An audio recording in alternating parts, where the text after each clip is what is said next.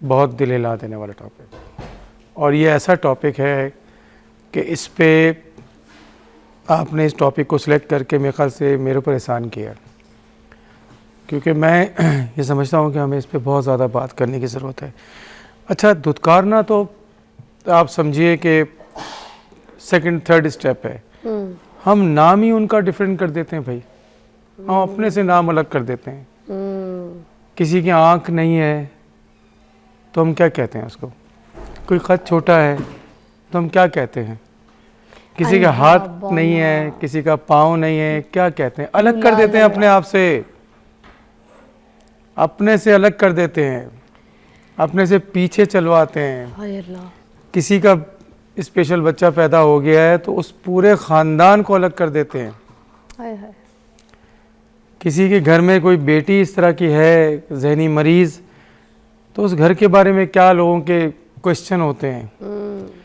मतलब मैं अगर इस पे बात करने पे आऊँ और सारी स्टोरीज़ पे आऊँ तो मैं आपको ऐसी बातें बताऊँ हमारे सो कॉल्ड सच्चे माशरे की कि आप हैरान हो जाएंगे। मेरा एक साथी, क्योंकि आपको पता है हम ऐसी जगह पे काम करते हैं और हम तो रहते हैं, मेरा एक साथी जो है ना वो बहुत अच्छा और मजबूत थेरेपिस्ट है।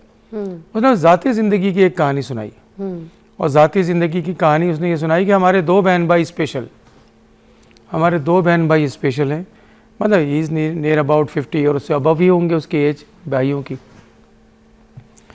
तो मुझे कहता है कि सर हम अब तो चले वो बड़ी उम्र के हो गए, अभी भी लोगों का माशरा जो है उनके साथ जो रिएक्ट करता है। हम बचपन में कभी शादी पे जाते थे ना, खुशी खुशी जाते थे शादी पे सारे बहन भाई मिलके, लेकिन वो 2 स्पेशल बहन भाइयों को जब हम लेके जाते थे तो यकीन करें सारे शादी में लोग जो है ना हमें अलग बिठा देते थे, अलग बिठा देते थे। हम वहाँ से रोते हुए वापस आते थे। लोग हमसे, हमारी वालदा से ये पूछने लगती थे कि भाई आप इसका इलाज सही नहीं करा रहे, आप जो है ना वो ये कर रहे हैं, इसके मुंह से राल बह रही है, इसको बिप क्यों नहीं बांधी हुई है, ये ऐसा हो रहा है तो वैसा हो रहा है। तो उसने कहा कि सर अभी तो थोड़ा माशरे में अवेयरनेस आप जैसे लोगों की वजह से, ये प्रोग्राम्स की वजह से लोगों में थोड़ी बहुत अवेयरनेस आई। जो कहते बचपन में और जवानी में उसके, कहते वो लड़का था, घर से बाहर निकलता था, पढ़े लिखे लोग हैं, मैं ये किसी ऐसी बंदे की बात नहीं कर रहा कि जो अनपढ़ लोग हैं, पढ़े लिखे और माशरे के अच्छे लोग, कहते हैं वो बच्चा बाहर निकलता था, उस पर सर्दियों में ठंडा पानी फेंक देते, सर्दियों में ठंडा पानी फेंक के, आए हाय अज़ियत देखो। इसका मतलब आप देखिए कि माशरे के अंदर जो है वो तशद्दुद कैसा मौजूद है। ये वही बात। सर एक न्यूज़ की ब्रेक है, वो लेके फिर हम फ्री हो जाएंगे, फिर यहीं से कंटिन्यू करेंगे। ये माशरे की अजियत आपको आज हम बताएंगे, आपका साथ भी शामिल कर सकते हैं प्रोग्राम में, कॉल शामिल करेंगे ब्रेक के बाद।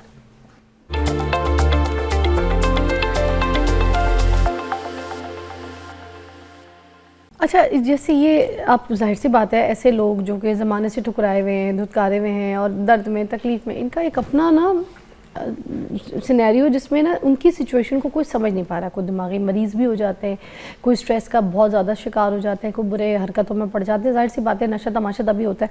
अब भाई ये हम जैसे बात कर रहे थे कि ये जैसे कुछ आप केसेस सुनते हैं ना कि ये लड़की लड़की का सीन है, लड़की लड़की का सीन कैसे हो सकता है, कोई इतनी फैसिनेट कैसे फैंसीज हो सकते हैं, कोई इस तरह लड़की लड़की वाले सीन जो अब पहले वेस्ट में सुनते थे, अब पाकिस्तान में भी आपने सुनना शुरू कर दिया। ये क्या होता है, ये कैसे दिमाग में इस तरह की चीज़ें बुखारात आते हैं कि जब किसी लड़की के लिए लड़की की फीलिंग आ जाए, ये पूछते हैं हम जी। तो ऐसे भी तो लोग आपके पास आते हैं, दिमागी खलल होता है, क्या होता है जिस तरह की पर्सनैलिटी डिसऑर्डर्स हैं, मुख्तलिफ किसी के पर्सनैलिटी डिसऑर्डर्स होते हैं कि जिसमें वो चीज़ अट्रैक्ट की जाती है। अच्छा, अमूमन होता ही यही है कि वो उस तरह के माहौल में रहती हैं, ज़्यादातर लड़कियां ही होती हैं वहाँ पे, तो उनकी कुछ चीज़ें इंस्पायर कर जाती हैं। लेकिन माशरे का रवैया जो है उनके साथ जब इतना ज़्यादा उसको रिजेक्ट करता है तो वो और चीज़ बढ़ जाती है, फिर वो बगावत वाला एलिमेंट आ रहा होता है। तो इनिशियली तौर पे जो मैं समझता हूँ कि इन सारी बीमारियों को समझने की भी ज़रूरत है ना। हम तो भाई इस पर बात ही नहीं करते। ये है तो मेंटल डिसऑर्डर केसेस, डिसऑर्डर्स हैं और घर से निकल रहे हैं, घर से ही निकलते हैं, ये बिहेवियर्स के प्रॉब्लम है। अब खाली लड़की लड़की की जो आप बात कर रही हैं, इसके साथ जो ट्रांसजेंडर्स जिसको हम ख्वाजा सराज कहते हैं, वो कितना बड़ा एक कॉमन सी चीज़ है, सबको पता है, बचपन से देखते आ रहे हैं। उसको इतना रिजेक्ट किया जाता है, इतना इसको निगलेक्ट किया जाता है, नतीजा ये है कि वो फिर उन्होंने अपनी एक अलग दुनिया बना ली है। बिल्कुल उसकी दुनिया के अंदर भी वो दुनिया के अंदर मुख्तलिफ़ किस्म के काम होते हैं। आप देखिए, मैं एक छोटी सी मिसाल दूँ, आप हैरान हो जाएंगे सुन के, इस बात को सुन के, कि आपका कभी देखा है कि नॉर्मल ट्रांसपोर्ट में सफ़र कर सकते हैं ये लोग? है ना इंसान, ये नॉर्मल ट्रांसपोर्ट में सफ़र नहीं कर सकते। बिल्कुल माशरे का हिस्सा है ये भी, इंसान है ना, अच्छे बुरे वो बाद में ये देखा जाएगा, परसेंटेज एक इंसान तो है पैदा ना। होनी है ना। मुझे सबसे ज़्यादा डर किस बात पे लगता था क्या? कि अगर मैं पैदा हो जाता ख्वाजा सरा तो क्या होता। बिल्कुल, ये मेरे माँ बाप का कसूर है, ये मेरा कसूर है, और फिर माशरा करता क्या मेरे साथ। आप हैरान होंगी कि हमारे अस्पताल में, क्योंकि हमने कोई 2500 के करीब ऐसे ख्वाजा सराज जो 50 साल से ऊपर है उनको रजिस्टर्ड किया हुआ है, और उनकी मेंटल और फिजिकल हेल्थ पे हम उनकी सपोर्ट करते हैं। अच्छा, उनको जो सबसे ज़्यादा तकलीफ होती है हमारे पास आने के लिए, क्योंकि हमें उनको अपने जैसा इंसान समझते हैं।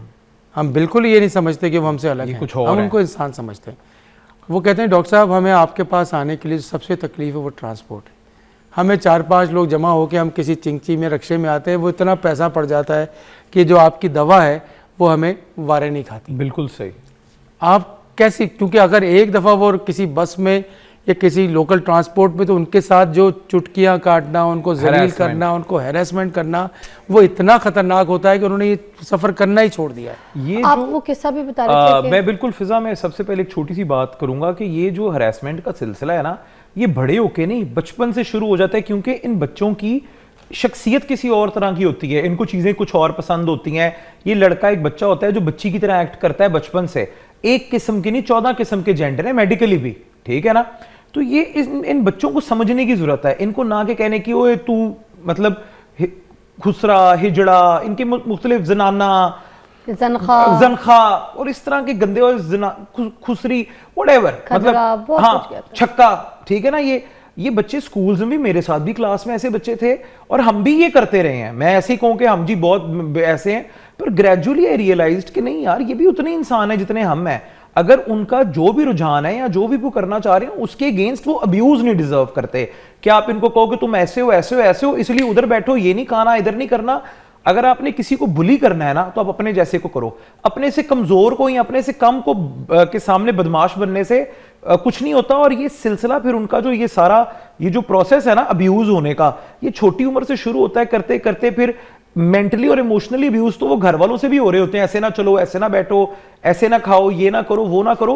फिर सेक्सुअली अब्यूज होना टीन्स में शुरू हो जाते हैं। वो आप एक किस्सा भी बताए थे लड़की वाला। बिल्कुल एग्जैक्टली। अभी रिसेंटली ऐसे हुआ कि हमारी फैमिली, बड़ी इमीडिएट फैमिली में एक मेड हायर की उन्होंने घर पे, और वो जो मेड थी she was married with kids but still into girls, ठीक है, गर्ल इनटू गर्ल्स। तो वो मेंटल डिसऑर्डर सिस्टम एग्जैक्टली।